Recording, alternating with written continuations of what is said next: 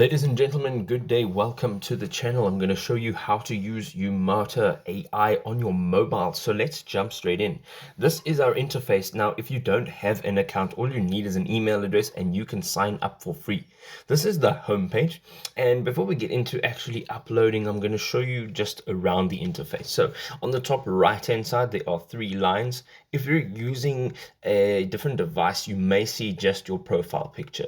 Here you can check out the chat support, you can create teams, you can invite colleagues, you can log out of your account, and you can go into settings. Now in settings, you can change everything about your account.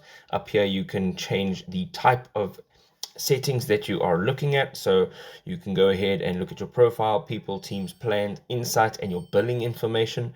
Over here, you can literally just go down and you can change everything about your actual account. So we're going to jump back into the home page, and up at the top over here, there is an add folder button. So you can click to upload a file, or you can just tap on upload at the top.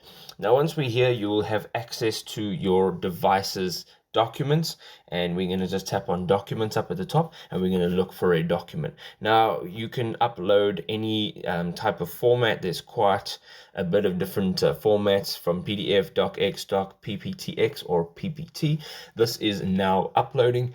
And what you can do from here is basically try and break down your article or your research paper.